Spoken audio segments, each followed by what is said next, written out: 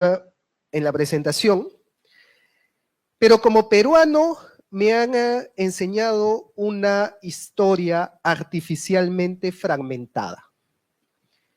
Así como también estoy seguro que a ustedes les han enseñado una historia artificialmente fragmentada. Porque no se puede entender la historia del Perú sin la historia de España. Así como tampoco se puede entender la historia de España sin la historia del Perú y de Nueva España y de los virreinatos en general. Cuando se separan y solamente se enseña la historia de la península, no digo historia de España porque España era todo, todos éramos España, cuando solo se enseña la historia de la península, o a los peruanos solo se nos enseña la historia del Perú, o a los mexicanos solamente la historia de México, es cuando se distorsiona de tal manera que comienzan todas las leyendas negras y los enfrentamientos y dicotomías artificiales y todo lo que ya conocemos y vemos plagado por todas partes, empezando por colegios, libros, el día de hoy redes sociales, películas y mucho más. Pero esto desaparece automáticamente cuando comenzamos a ver las dos historias en paralelo, como una sola. No como dos historias, sino como una sola historia.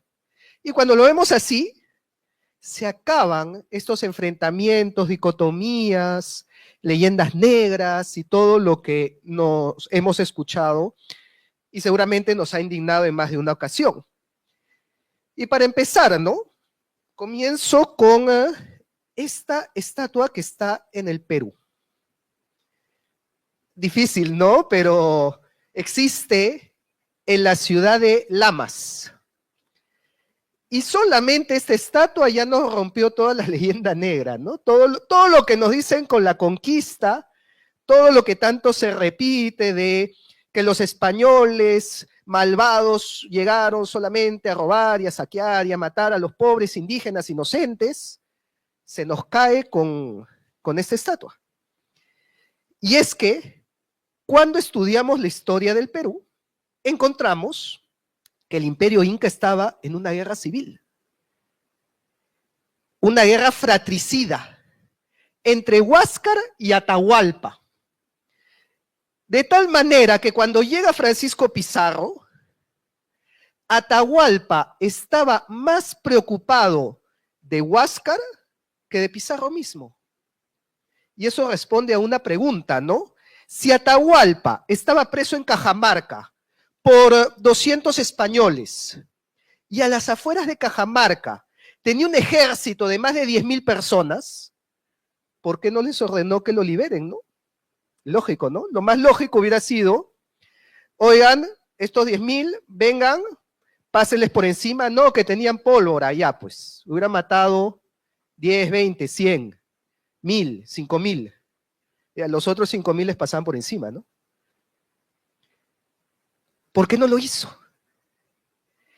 Y es que en ese momento, Atahualpa tenía la cabeza en Cusco, a tal punto que la orden que dio fue, maten a Huáscar.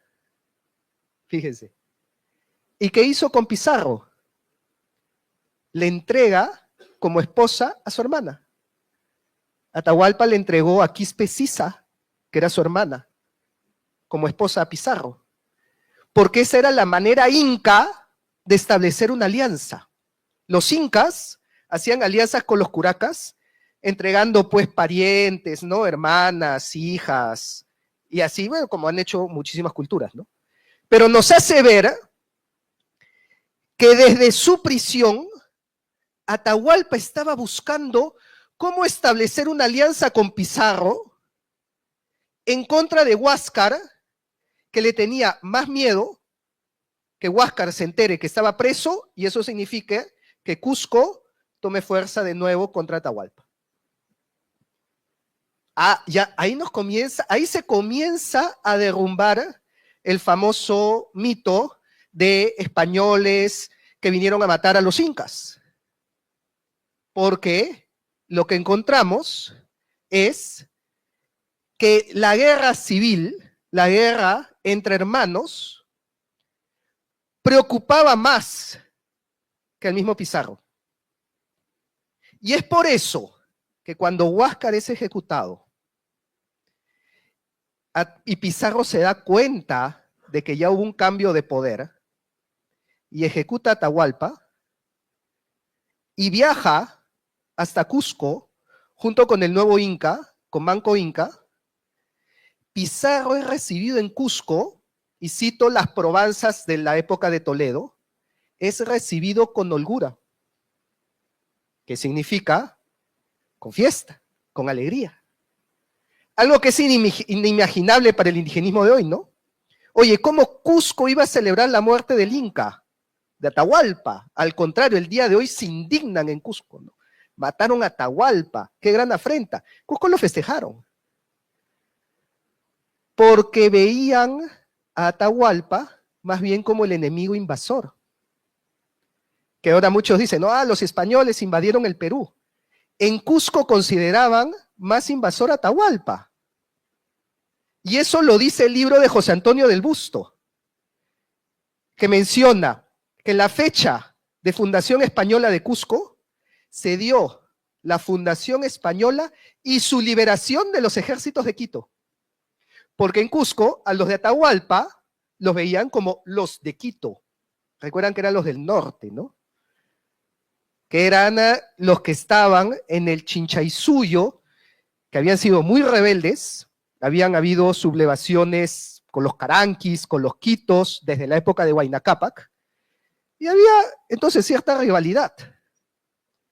Y es ahí donde nos damos cuenta que no existía pues un bando español contra un bando inca, sino que existía un bando atahualpista, un bando huascarista y un bando pizarrista, que después se dividía en un bando también almagrista, porque también Pizarro entra en guerra civil con Almagro y no podemos decir que había un bando español como tal, porque entraron en guerra entre ellos. Entonces, dividir esta historia entre españoles malos contra incas buenos e inocentes, se cae cuando comenzamos a entenderla así.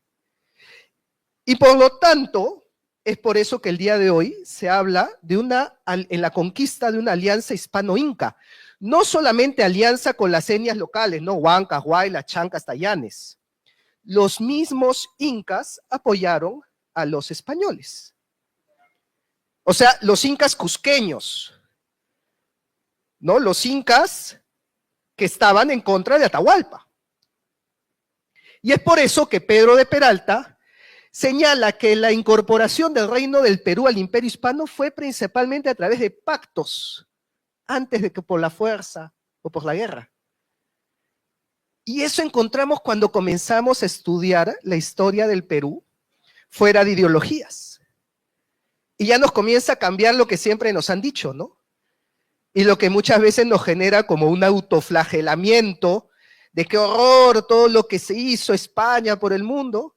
Y al ver lo que realmente sucedió, se desmorona, ¿no? Por eso dice que para 1560 los descendientes de las panacas incaicas vivían cómodamente entre los españoles, mantuvieron sus tierras, palacios, siervos, recibían pensiones concedidas por la corona, administraban lucrativas actividades económicas, eran ricos, nobles, con títulos otorgados por cédulas reales de la corona española.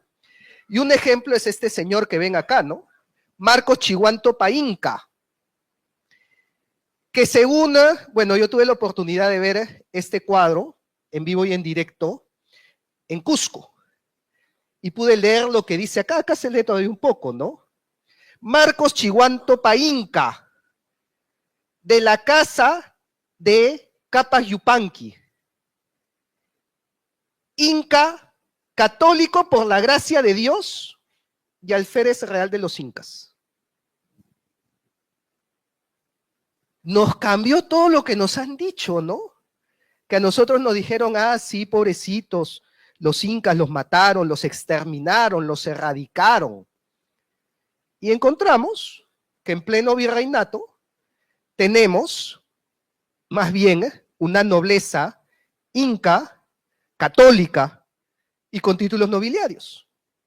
Y es por eso que hasta el día de hoy en el Perú se mantiene pues un fuerte catolicismo que lo vemos en las estadísticas. Los más católicos son el pueblo andino.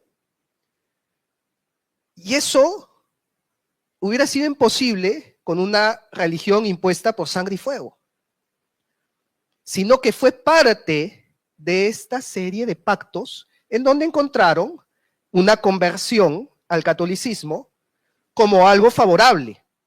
Y es por eso que la primera iglesia fundada en Cusco no la funda un español, no la funda un sacerdote, la funda un inca. La iglesia de San Cristóbal, que el día de hoy los que han ido a Cusco conocen la iglesia de San Cristóbal, que está camino a Sacsayhuamán, que la funda Paullo Inca, porque entrega parte de sus tierras para que se funde esa iglesia. Paullo Inca, hijo de Huayna Cápac, ¿no? Entonces, oye, ¿cómo explicas esto? Pero si a mí me habían dicho que los españoles vinieron a imponer y a someter y a dominar. Y claro, eso se dice en el Perú, eso nos han dicho a todos. Porque no se entiende, y acá regreso otra vez a España, no se entiende el sistema político que regía España.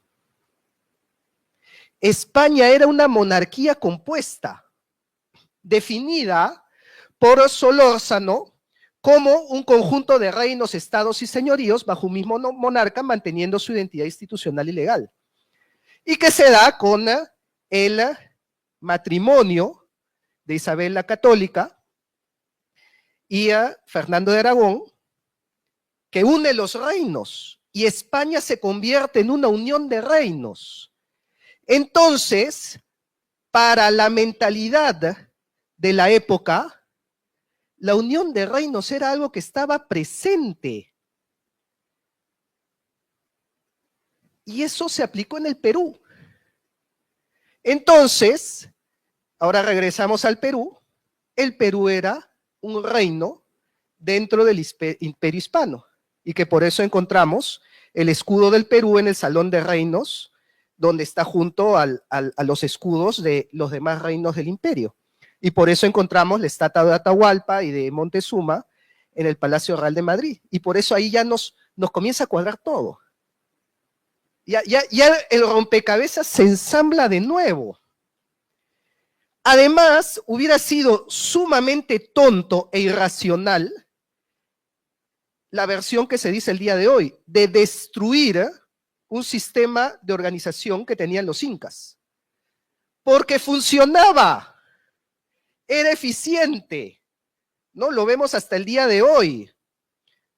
Los cronistas fueron los primeros en decir, en maravillarse al ver los monumentos, el camino inca, lo llamaban la Roma de América, hemos encontrado.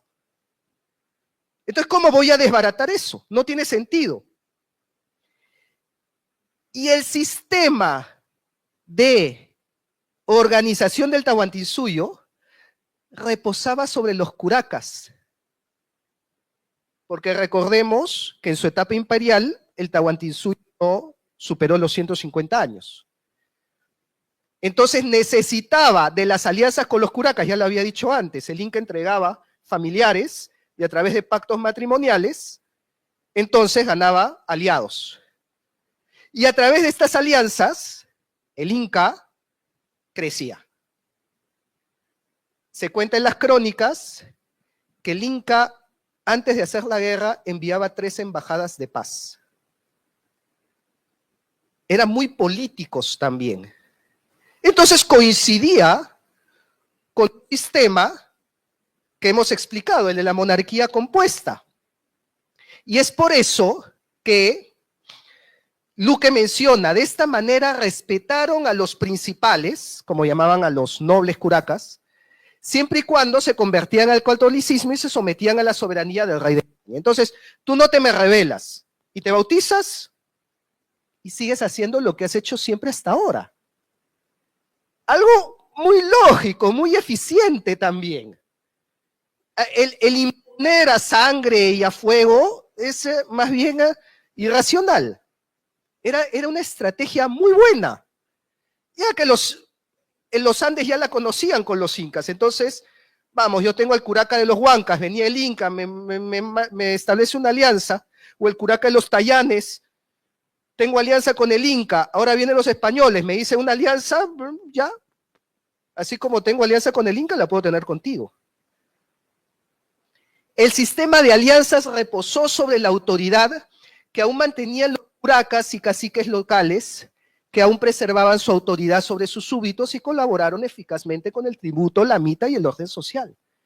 Entonces comenzamos a entender el virreinato y comenzamos a entender cómo funcionaba esta organización y por qué fue eficiente y por qué tuvo el tamaño que tenía. Vamos, miren lo que era el virreinato del Perú, desde Panamá hasta la Patagonia. Era pues territorio extenso, más grande que toda Europa. Necesitabas de una estrategia descentralizada para ser gobernado. Sin embargo, esta estrategia cambia con el evento más importante para la historia del Perú. Yo he tenido la oportunidad de dar muchas charlas en colegios, no solamente a alumnos, sino a profesores de historia en los colegios. Y una de las preguntas que me encanta hacerles es, ¿por qué la Guerra de Sucesión Española fue el acontecimiento más importante de la historia del Perú? Y se quedan fríos. Y ahí recibo varios tipos de respuesta. La más común es, ¿qué es la Guerra de Sucesión Española? Porque estoy seguro que ustedes la han estudiado, pero en el Perú, ni por acá. Nunca nos comentaron de la Guerra de Sucesión Española. Entonces ahí yo les muestro estos mapas y les digo, fíjense, tengo el mapa del Perú en 1542, el que había mencionado, desde Panamá hasta la Patagonia. Y cuando llegan las reformas borbónicas y se crea primero el virreinato de Nueva Granada y luego el virreinato del Río de la Plata, entonces, este es el mapa del Perú. Pregunta, ¿cuál es el mapa más parecido al actual? Y ahí me dicen, ¡ah! De ahí viene entonces. Claro. De ahí vienen las fronteras del Perú. Prácticamente la mayor parte de las fronteras peruanas se constituyen en las reformas borbónicas, más aún cuando la audiencia de Charcas pasa al Río de la Plata. Entonces, el mapa del Perú sucede en gran medida gracias a las reformas borbónicas y del cambio de dinastía entre los Habsburgo y los Borbones. Pero hay algo más. Cuando termina la guerra, ¿alguna vez ustedes se han preguntado qué sucedió con los austracistas de España que estaban a favor de los Habsburgo y que pelearon la guerra de sucesión a favor de los Habsburgo? Desaparecieron. Buena pregunta, ¿no? Claro, hubo una guerra de sucesión y hubieron españoles que pelearon a favor de los Habsburgo. ¿Qué pasó con ellos? Ya no se quedaron en España. Adivinen a dónde fueron. A los territorios de América. Y entre los territorios de América terminaron en el Perú. Y algo que no nos enseñan es la corriente austracista en el Perú, donde incluso tuvimos virreyes y más de 30.000 españoles austracistas emigraron de la península bajo Felipe V. Y eso generó una corriente austracista en el Perú. Y esa corriente austracista decantó en rebeliones. ¿Y en cuál fue la más importante de ellas? Y comenzamos a entender qué pasó con Túpac Amaru II. Otro sujeto sometido a 1000 leyendas negras, ¿ah? Túpac Amaru II, el día de hoy, es conocido como el líder anticolonial, antiespañol, incluso anticatólico, antisistema, antiopresión, antidominación, ¿no? El héroe del anticolonialismo de América. Casi un Che Guevara andino. Así es como lo pintan hoy a Túpac Amaru II.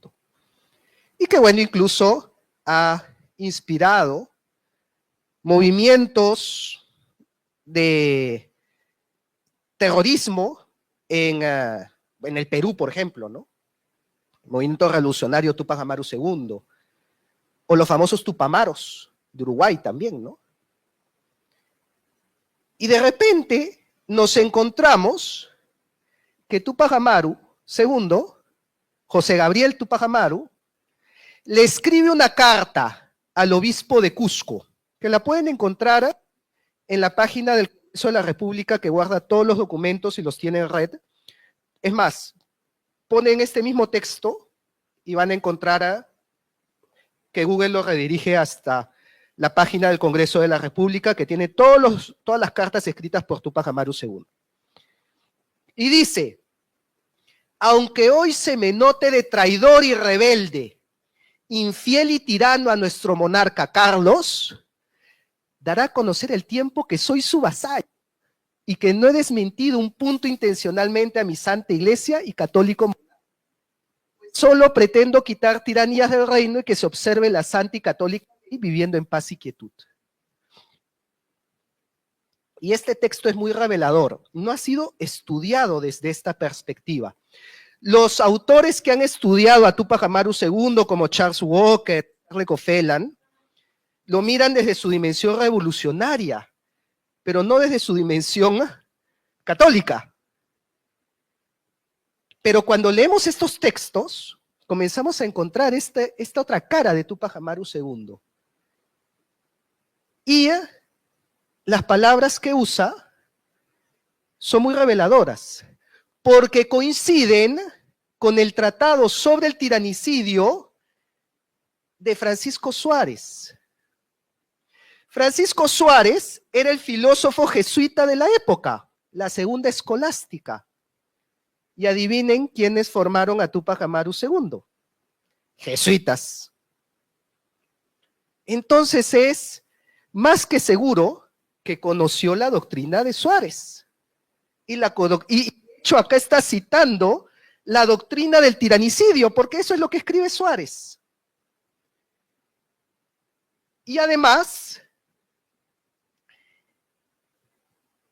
coincide que para esta época sucede la expulsión de los jesuitas de todos los reinos por Carlos III. Entonces, otra vez comienza a cuadrar el rompecabezas. Claro, pónganse los zapatos de Túpac Amaru II, ¿no? No es para justificarlo, sino para entenderlo.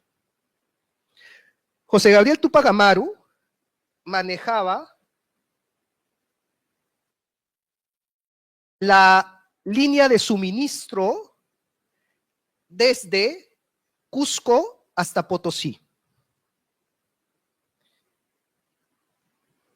Le crean una frontera en Charcas para que la plata salga por el Río de la Plata y por el puerto de Buenos Aires.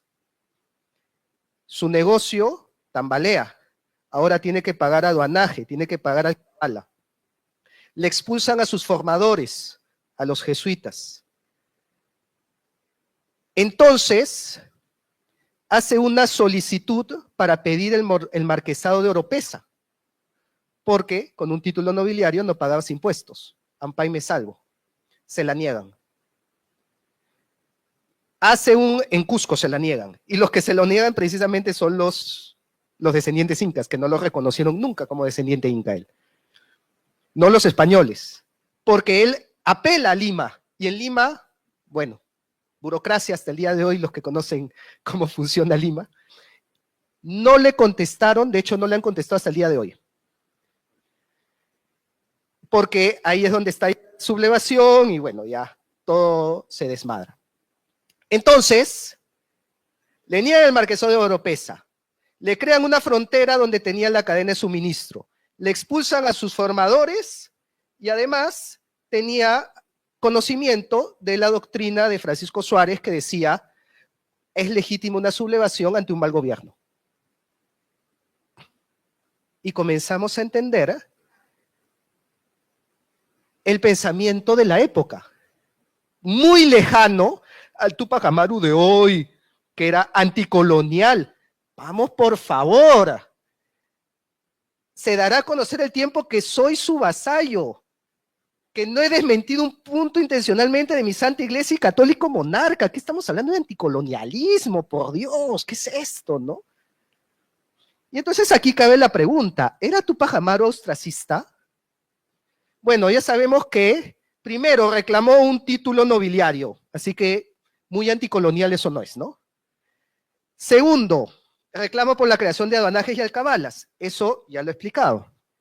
Pero lo más revelador que he encontrado es la última carta que firma Túpac Amaru y se le encuentra cuando lo capturan.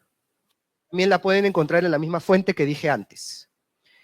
Esta carta la firma como Don José I, por la gracia de Dios, Inca Rey del Perú, Santa Fe, Quito, Chile, Buenos Aires, continentes de los mares del sur, señor de los Césares y Amazonas y del Gran Paititi, comisionado distribuidor de justicia y piedad divina, etcétera, etcétera, etcétera. Y yo les pregunto, los títulos que reclama Túpac Amaru no son la geografía del Perú de los Austrias. Fíjense, Santa Fe, Quito, Buenos Aires, Chile. Está reclamando el territorio de lo que se le conoció en la época como el Gran Perú. Así que no se puede descartar que Túpac Amaru II nunca se sublevó contra la corona, sino que se sublevó contra las reformas borbónicas. Lo cual tiene mucho sentido si hablamos que Cusco, además, era una sociedad conservadora, hasta el día de hoy.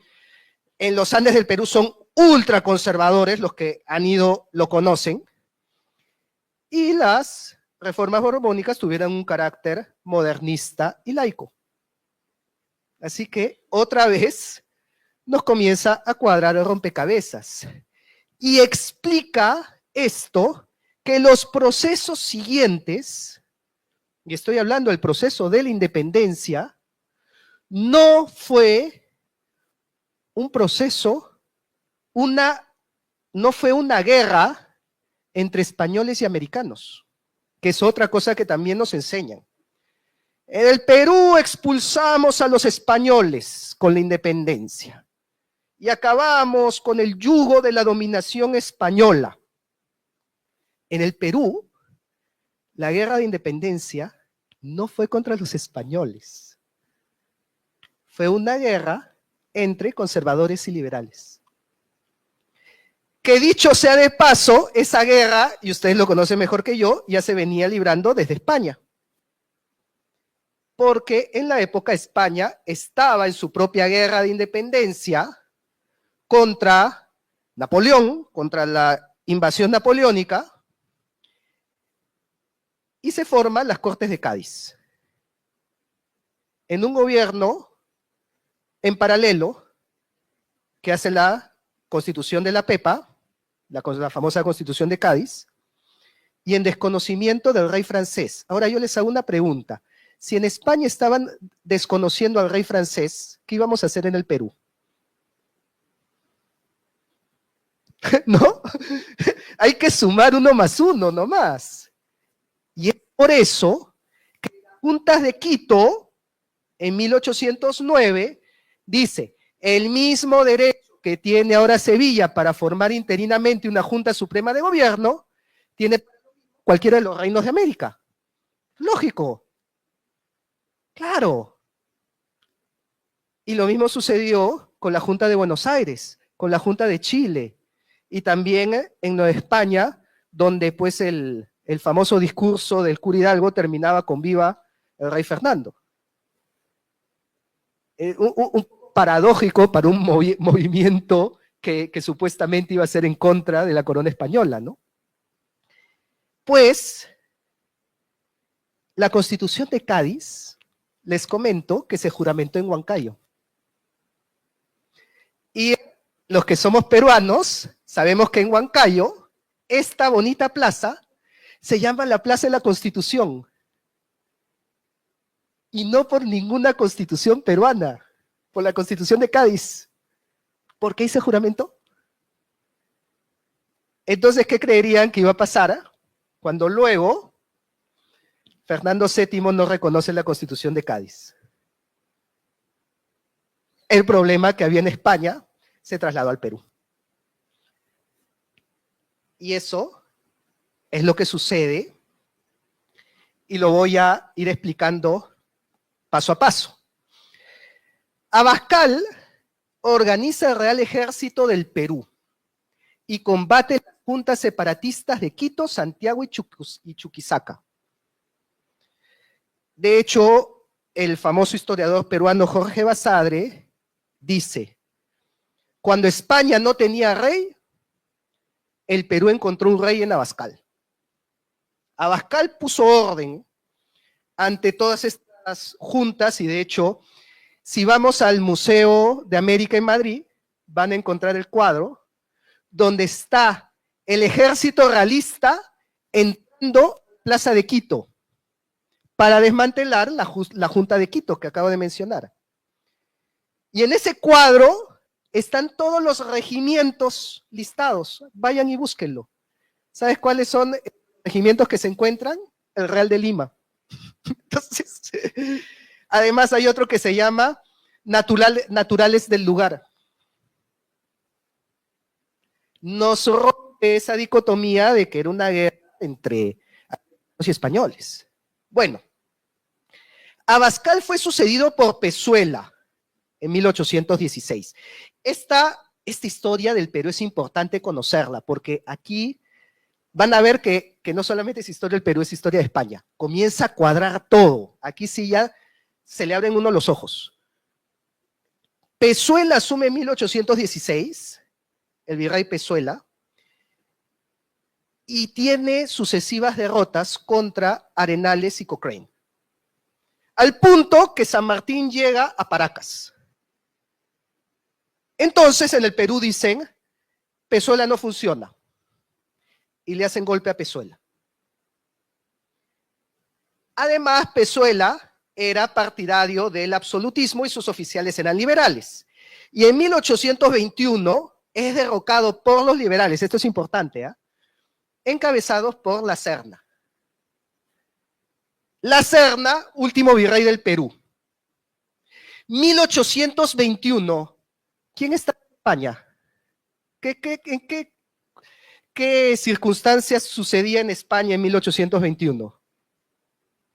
¿Ah? Trienio liberal. Entonces lo reconocieron a La Serna. Obviamente, pues, bienvenido, hermano. Claro, lógico. Fue durante el trienio liberal. Entonces, aplausos para La Serna. ¿Qué sucede? Luego de la expulsión de los franceses, Fernando VII regresa al trono, comienza el sexenio conquista, viene el trienio liberal, la Constitución de Cádiz, etc. Y cuando termina el trienio liberal, Fernando VII abolió todo lo que Rafael de Riego había hecho los 3 años anteriores. Pregunta, ¿qué pasaba con la Serna? Ah, pequeño detalle, ¿no? Pequeño detalle. ¿Qué pasaba con el nombramiento de la Serna? ¿Era válido? ¿Era inválido? Un vacío legal ahí, ¿no? Ese vacío legal llevó a la rebelión de Olañeta. Perdón. Y Olañeta se subleva en el Alto Perú en contra de la Serna, porque Olañeta era partidario de Fernando VII y lo veía a la Serna como un liberal. Entonces dice, tú no eres virrey, porque tu nombramiento quedó ilícito. Y por lo tanto las divisiones políticas que existían en la península llegaban al Perú. Las memorias del oficial García Camba detallan el trastorno que esto produjo en el ejército, pero claro, imagínense, yo estoy peleando a favor del rey y ahora tengo que pelear en contra de otros realistas. Y peor que eso, la Serna se encontraba entre 2 frentes. Y acá les coloco un mapa para que se ubiquen cómo estaba la situación en la época. Aquí está Cusco.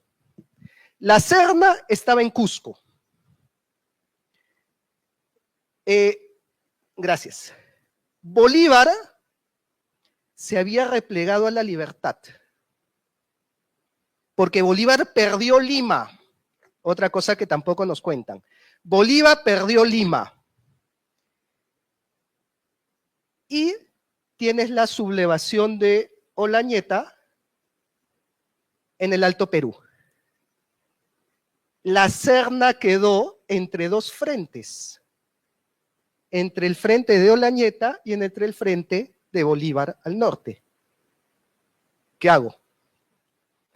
Decisión controversial, no sé yo qué hubiera hecho en su época, pero decidió unificar su bando. Dijo, bueno, en medio de una guerra civil no puedo pelear, ¿no? Y mandó el ejército realista de Cusco a pelear contra Olañeta en el Alto Perú, dejando solo a Canterac, que estaba en Junín. Y ahí se produce la primera victoria de Bolívar en la batalla de Junín. Cuadra mejor las cosas, ¿no? En una cruel ironía, porque les había hablado al inicio que el Tahuantinsuyo cayó por una guerra civil y el virreinato del Perú cayó por otra guerra civil. Ironías de la vida. Esta es la historia que tiene ese humor negro, ¿no? Que nos muestra cómo los ciclos o las situaciones se repiten. Obviamente en el Perú ni se enseña sobre Olañeta, porque obviamente no vas a manchar la figura heroica de Bolívar. Pero Olañeta contribuyó más a la independencia que Bolívar y San Martín, porque se perdieron más ejércitos luchando en el Alto Perú que en las batallas de Junín y Ayacucho. Y esto nos lleva a una gran lección también. Bueno, yo diría 2 lecciones. Primero, ¿la guerra de independencia fue entre españoles y americanos? No lo fue. No lo fue. Esa es la primera reflexión. No es que no combatimos contra el yugo de los dominadores para alcanzar la libertad, no. Había un conflicto que incluso venía desde la península y que se traslada al Perú. Y ahí viene la segunda lección, que siempre digo en todos mis videos. Divididos caemos. Esa ha sido toda la historia. Cuando nos dividimos, caemos. Cuando estamos unidos, somos más fuertes que nunca, no nos para nadie. Pero cuando nos dividimos y nos peleamos entre nosotros, ahí viene la debacle. Y creo que esa es la mejor enseñanza que nos deja la historia para el presente. Porque el Perú se sesionó por una división interna. Cuando nos peleamos entre nosotros, es que se rompieron las historias entre Perú y España. Que habían estado unidas, Perú fue el último. Perú fue el último. Era el bastión realista. Es más, de ahí, de Perú salían los ejércitos para luchar contra San Martín y Bolívar. Fiel hasta el fin. Fue tan fiel el Perú que cuando la Serna firma la capitulación de Ayacucho, en Cusco no la reconocen y nombran un nuevo virrey, Pío Tristán. Esa otra historia que tampoco nos cuentan. Pero es que hasta ese punto, ya cuando la Serna dijo, ya mira, ya capitulación, chao, dicen, no, acá seguimos. Y por un mes estuvo desde la batalla de Ayacucho, que fue el 9 de diciembre, hasta 31 de diciembre, 30 de diciembre más o menos. Pío Tristán fue un virrey peruano, que dijeron, no, acá. Sin mencionar de Antonio Huachaca, ¿no? Que formó un bastión realista hasta entrado el siglo XIX. Y es precisamente lo que cuenta Casimiro Lañeta. Entonces contaba la España con un ejército de 20.000 hombres, de los que desaparecieron en las batallas de Salo, Cotagaitilla y Lava, más de 10.000. Y lo que quedó anarquizado y sin moral fue batido en Junín y Ayacucho, terminado en Tumula por la misma causa.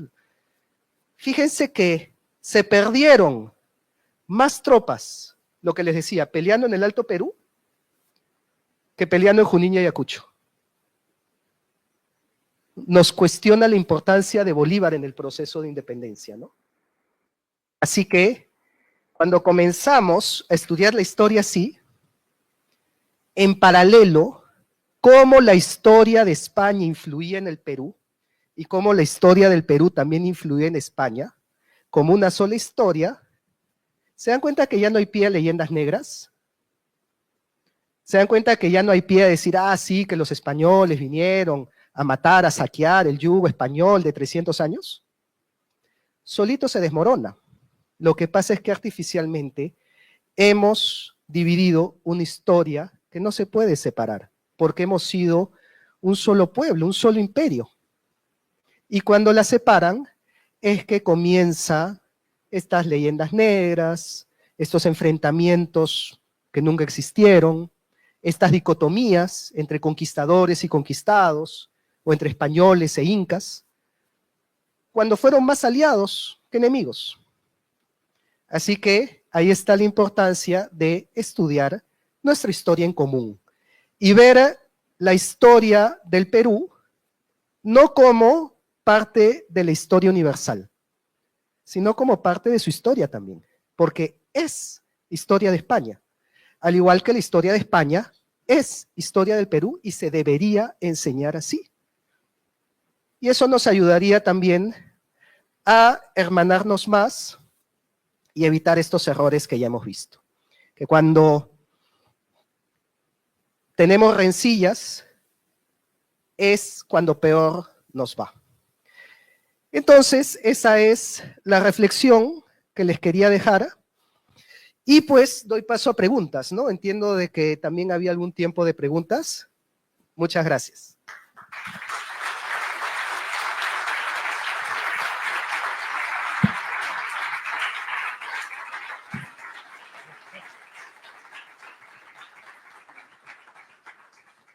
Bueno, tranquilos que todavía tiene que contestar.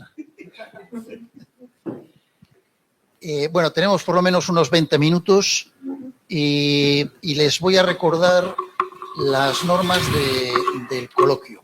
Los que son habituales de aquí las conocen, pero algunos nuevos, y son 3. La primera, por favor, el que quiera intervenir, levante la mano, que así lo identificamos y le acercan un micrófono, no solo para que le escuchen bien en la sala, sino para que quede bien grabado y se escuche también por Internet. La segunda norma dice que no vale hacer dos preguntas, una solo, para que todo el mundo pueda intervenir. Y la tercera es que no traten de dar conferencias. Pueden preguntar algo o hacer un comentario, pero breve. Ven que don Rafael Aita ha venido disfrazado como que estaba mal de la voz, pero no es verdad. O sea que sin piedad le pueden preguntar. Venga, vamos allá.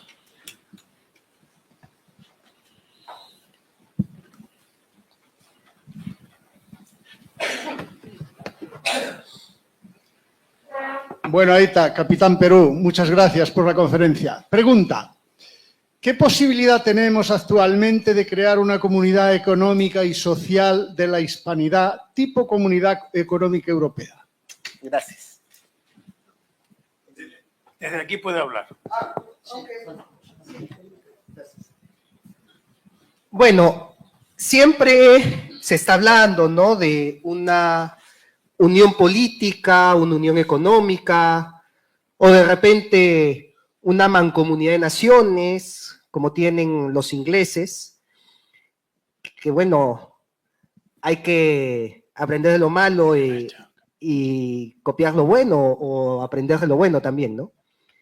Sin embargo, yo creo que eso va a ser una consecuencia, porque al final siempre la economía, la política, la organización sigue a la cultura, a la historia y a la filosofía, ¿no? Entonces, ¿por qué? Porque podemos unirnos de repente el día de mañana. De repente, el grupo de Sao Paulo busca lo mismo, ¿no? Pero hay que saber, pues hay que ver si nos queremos unir bajo esas condiciones. La pregunta es, ¿cuál es la filosofía que nos va a unir? ¿Nos va a unir, pues, no sé, la Unión de Repúblicas Socialistas Hispanoamericanas? Es una unión, ¿no? Entonces yo veo más importante que la unión, la filosofía que hay detrás. Y la filosofía, que es la forma de vivir la vida, lleva la cultura y lleva el estudio de la historia. Por eso tan importante el estudio de la historia.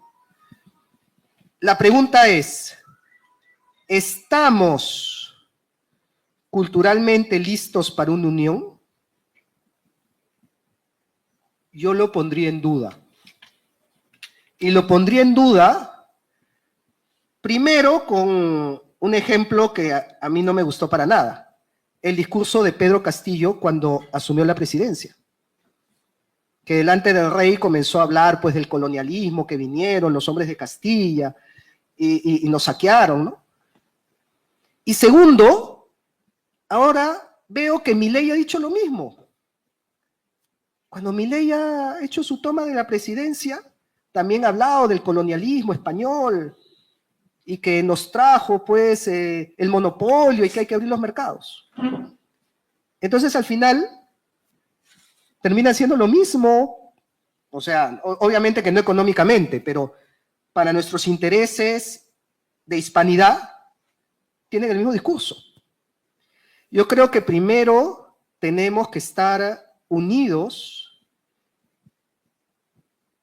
culturalmente, bueno, culturalmente de Estados Unidos, pero en este discurso histórico tenemos que tener claro que somos un solo pueblo, y eso creo que no lo tenemos claro, y mientras que no lo tengamos claro, no veo viable esa unión. Y por eso digamos, mi cruzada personal, como creo que la de muchos, como Patricio Loz, Marcelo Gullo, etcétera, etcétera, van hacia eso, van hacia convencernos a todos que somos una unidad, que más es lo que nos une que lo que nos divide, que lo único que nos separa es agua, pero que el idioma y nuestra fe y nuestro pasado es más fuerte que todo eso. Y cuando tengamos presente eso, ahí sí le aseguro, el día de mañana formamos una unidad. Va a venir solo, pero hay que trabajar en eso, porque si no, Tampoco la idea es formar, pues, una unidad que se termine separando por cuestiones de leyendas negras, ¿no?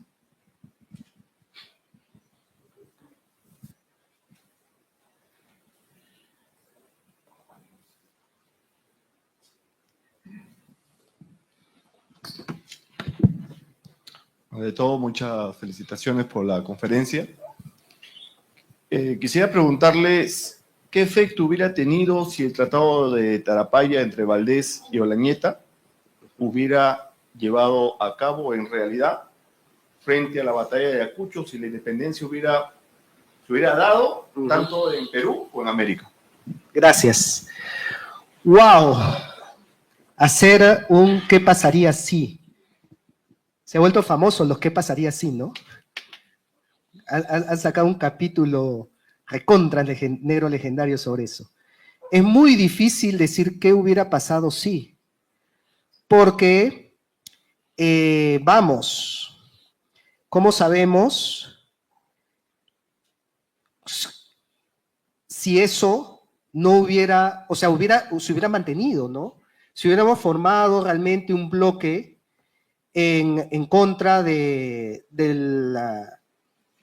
movimiento de Bolívar.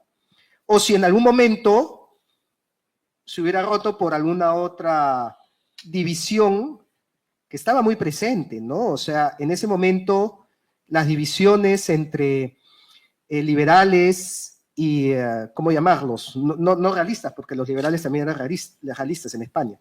Fernandistas, de repente, estaban muy presentes. Había un quiebre realmente fuerte que venía de lo sucedido en la península.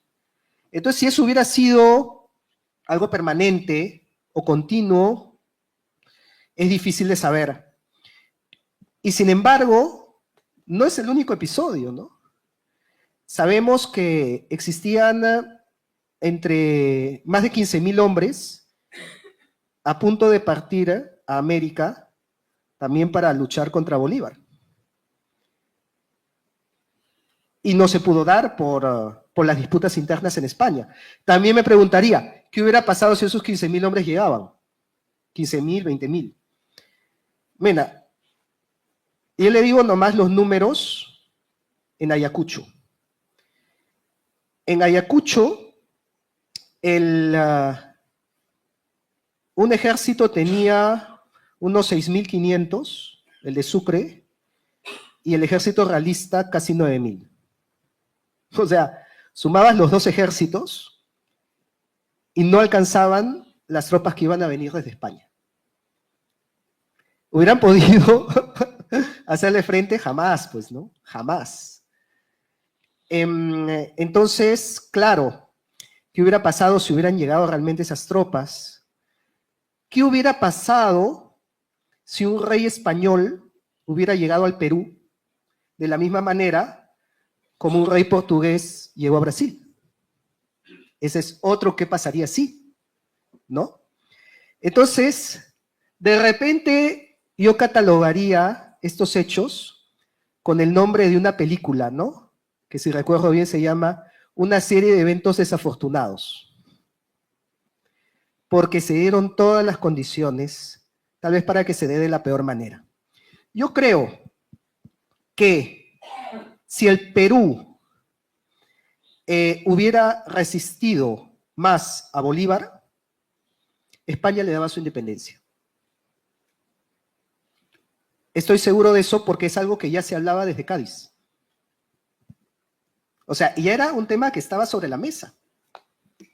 Entonces, de repente la situación no hubiera variado mucho de ahora, hubiera sido mejor, porque las relaciones bilaterales hubieran sido mejor, no tendríamos leyenda negra, el proceso hubiera sido menos traumático, así que de repente se dio de la peor manera posible por toda esta suma de hechos, lo cual es lamentable, pero que nos da mucho para aprender. Y precisamente tenemos que aprender a no repetir esos errores.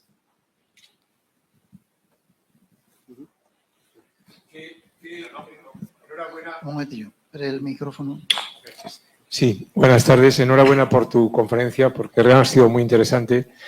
La pregunta que yo quería hacer, en este momento, con esa historia unificada de España-Perú, Perú-España, la sociedad actual peruana, al igual que México y ahora Milei, están pensando por nosotros, los peruanos en la actualidad, ¿qué piensan de la historia y de España? Es decir, ¿ese indigenismo está latente en la sociedad actual peruana? ¡Wow! Qué complicada la pregunta.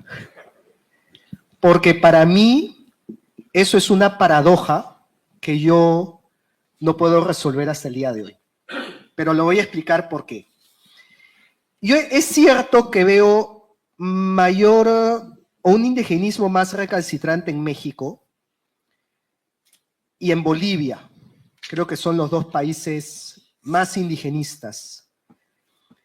Pero en el Perú también hay indigenismo. Y también hay leyenda, también hay leyenda negra. De hecho, cada vez que voy a Cusco, cada guía que me toca me dice exactamente lo mismo. La pared del Coricancha estaba forrada en oro hasta que vinieron los españoles y se llevaron todo el oro y nos dejaron pobres. Eso ya, yo lo espero, ya, yo lo asumo como que sí.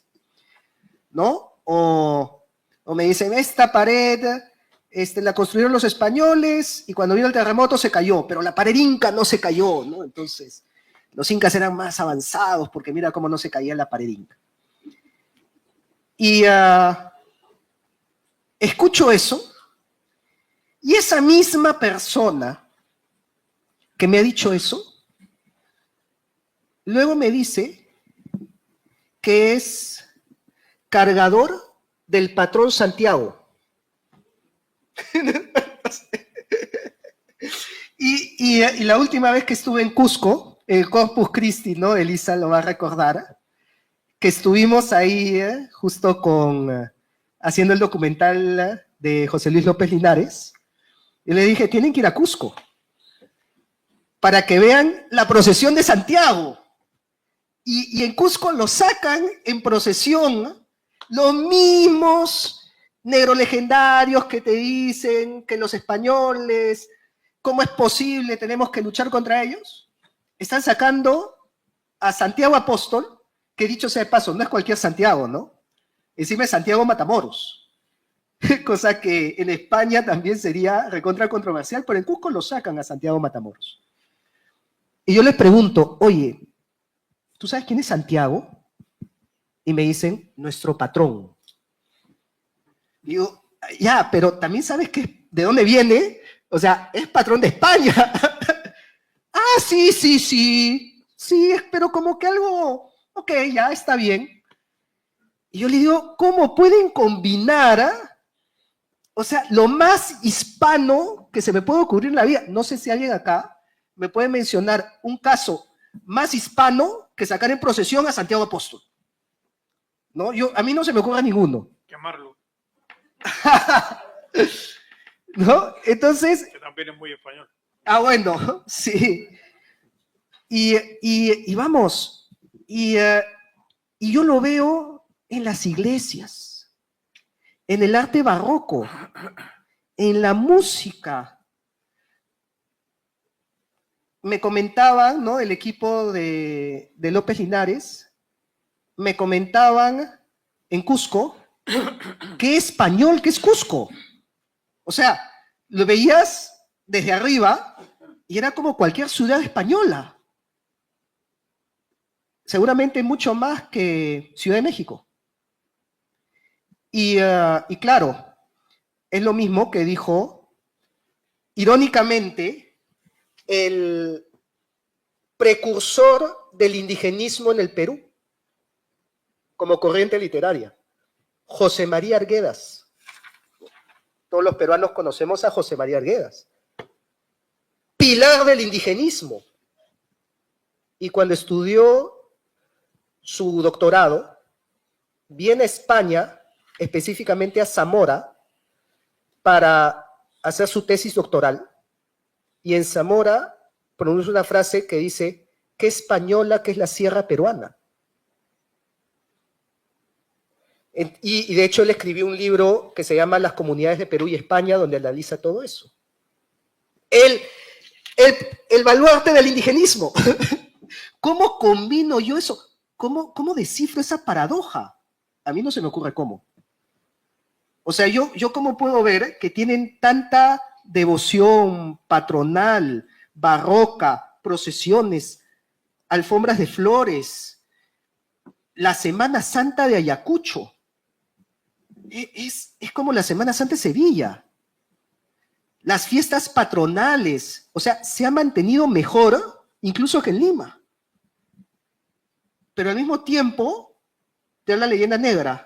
Entonces no me cuadra a mí, yo digo, pero ¿cómo combinan los dos? Me hace pensar que ha sido un discurso que ha sido inculcado en la cabeza, pero que esencialmente mantienen el ADN hispano, pero es como si te hubieran puesto un cassette de leyenda negra, pero mantienes tu ADN.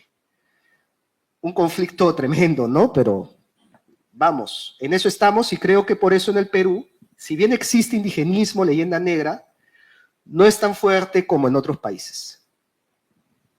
Tenemos tiempo quizá para una pregunta más. Una seguro que sí. Ahí. Buenas tardes, muchas gracias. Bueno, como usted es hispanista, quería preguntarle, y Bolivia también estuvo en el Perú dentro de la historia, ¿por qué se llama la capital La Paz? ¿Porque hubo alguna paz que se firmó allí? Nada más que eso, perdone. No conozco personalmente la historia de Bolivia, más allá de la época que fue Perú. Sí sé que muchos de sus nombres cambiaron con su independencia, ¿no? Chuquisaca, ¿no? Sucre, nombre moderno, y el mismo nombre de Bolivia, que originalmente era la República de Bolívar, ¿no? En un acto de egocentrismo, megalomanía sin precedentes. ¿Cuál es el origen del nombre de La Paz? Tendría que buscarlo, pero no es mi especialidad. Venga, como ha sido muy breve, quizá todavía hay tiempo de otra. Rápido, venga. Un segundo, el micrófono. Un momento. Sí, Ahí pues, enhorabuena por la conferencia. En estas guerras que ha dicho de independencia, que eran entre liberales y conservadores, los indígenas, ¿qué papel jugaban? Eran realistas. Y eso, cuando eso lo dio en Cusco. ¡Ah, su madre! Ahí sí, arde Troya. A ver, del ejército, la guerra de independencia, en realidad, ya lo había dicho antes, fue una guerra civil, porque habían peruanos en ambos ejércitos, y ambos ejércitos se llamaban el Ejército del Perú. Entonces, uno era el Ejército Libertador del Perú y el otro era el Ejército Realista del Perú, ¿no? Si comenzamos a ver la distribución de tropas, tenemos que aproximadamente unos 4.500 soldados del ejército de Sucre eran gran colombianos. Unos 1.500 eran peruanos. Y unos, no sé si 300, 500, varían las fuentes, eran entre los argentinos y chilenos que quedaban del ejército de San Martín, que no se llegaron a ir cuando se fue San Martín, ¿no? O bueno, después del motín del Real Felipe, que ahí se fue la mayoría. Y en el ejército realista del Perú estaban aproximadamente unos casi 6.000 surperuanos, o sea, cusqueños, ayacuchanos, puneños, arequipeños, y casi unos 3.000 altoperuanos, ¿no? De lo que hoy es Bolivia. Y por lo tanto nos damos cuenta que el surandino era realista, peleó, y unos casi 500 españoles, pero vamos, 500 contra 9.000. El ejército era peruano. El ejército que perdió en Ayacucho era un ejército peruano. Lo llaman el ejército español, no sé por qué, ¿no? Pero por cuestiones ideológicas pero era un ejército 90 y tantos % peruano. Y lo que decía, ¿no? El sur andino era realista. Lo cual muchos se cuestionarían ahora, no, oye, pero si son realistas, ¿por qué hoy son negrolegendarios? Y hay que entender también ese fenómeno, de repente se lo entiende un poco más que el anterior. En todo país, la costa siempre es más liberal y la sierra es más conservadora, porque las ideas llegan primero a la costa, llegan a los puertos son más globalizados, más globalistas, y siempre el interior del país es más, pues, conservador. Entonces, los peruanos que habían en el ejército de Sucre eran norperuanos de Lima y Trujillo, o sea, la costa norte del Perú. Y el sur del Perú era realista. Curiosamente, esa misma división se ha mantenido en la historia. Antes yo había hablado del enfrentamiento de los atahualpistas de Quito contra los cusqueños, ¿no? Otra vez, norte y sur. En la Confederación Peruano-Boliviana, el Perú se divide en tres: Nor Perú, Sur Perú y Bolivia. Y hay guerra entre ellos. Y así podría continuar hasta el mapa electoral de hoy, que está la misma división. Cuando hay una segunda vuelta en el Perú, hay un bloque surperuano andino y un bloque norperuano costeño. Oye, pero es como si la batalla de Ayacucho se repitiera el día de hoy en cada elección. Una cosa increíble. Pero claro, obviamente, el día de hoy el sur andino ya no es realista, aunque yo diría medias. Y digo por qué. Cuando Pedro Castillo gana la presidencia, hace una juramentación en Ayacucho, precisamente, en donde le entregan un cetro de Inca. En una ceremonia que parecía la investidura de un rey.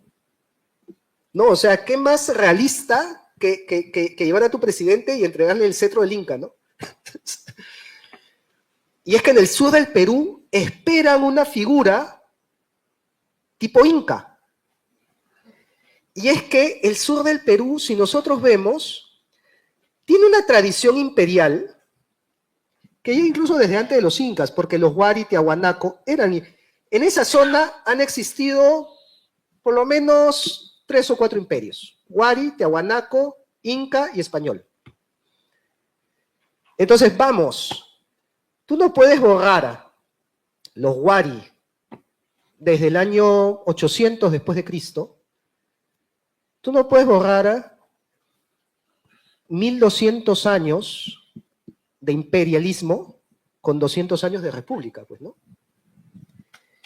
Entonces, obviamente, cuando vinieron las ideas que traían, pues, los patriotas, ¿no? Vamos a luchar por la patria. Un cusqueño te decía, ¿qué es eso? ¿Y cómo se come? No, que vamos a luchar por la libertad y por...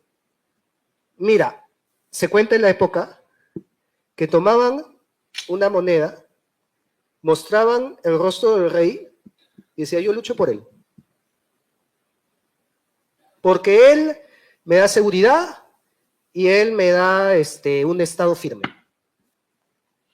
Y ahí te das cuenta cómo la figura del rey reemplazó a la del Inca, cosa que se ve incluso en los cuadros, porque los cuadros del Perú, en la época del virreinato, colocaban a los reyes de España después de los incas. Y hay cuadros en Cusco, en Lima, más o menos hay 3 o 4 cuadros que he identificado. Ya los van a ver en el documental de López Linares, porque también le dije, tienes que grabar esto. Salen los 14 incas, desde Manco Cápac hasta Atahualpa. Y después de Atahualpa, Carlos V, Felipe II, Felipe III y los demás reyes de España, como sucesores de los incas. Claro, un cusqueño ve eso y dice, yo lucho por él.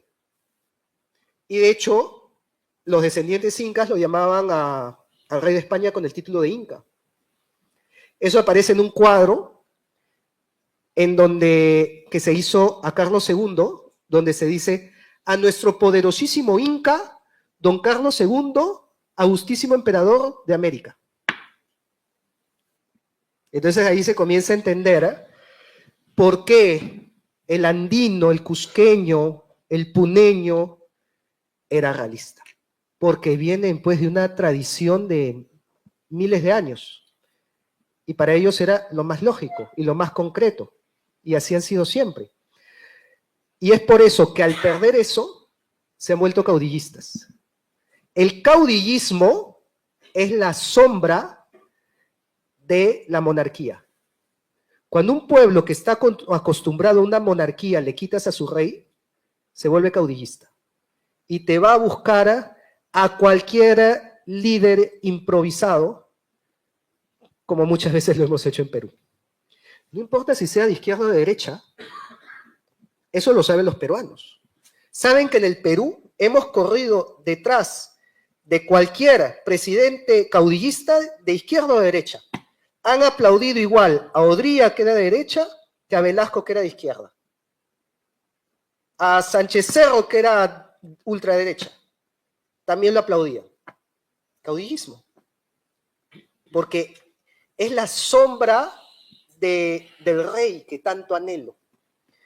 Y eso es un problema el día de hoy, ¿no? Entonces, ahí vemos muchos de los conflictos comienzan a tomar sentido.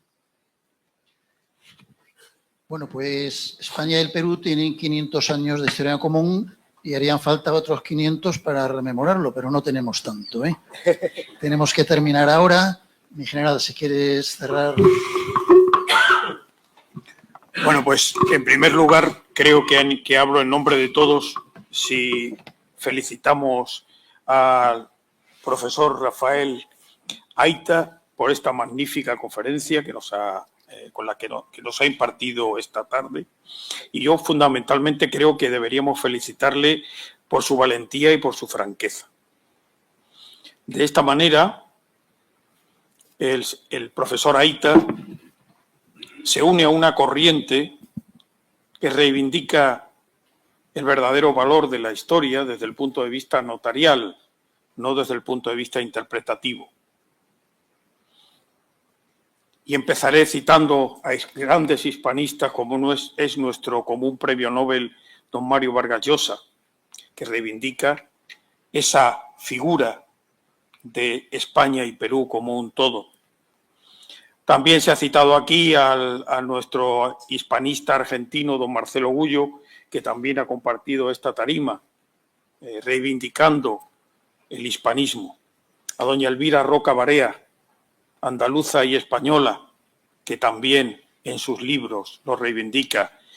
Y alguien norteamericano que a mí me gusta reseñar, que es Stanley G. Payne, que es otro gran hispanista, y sobre todo todos estos autores tratan de hacer justicia a un legado de una nación que va más allá de un grupo de avariciosos, codiciosos, lujuriosos y transportadores de enfermedades, como en alguna ocasión, quizás en más ocasiones de la cuenta, se ha tachado al legado español en Hispanoamérica.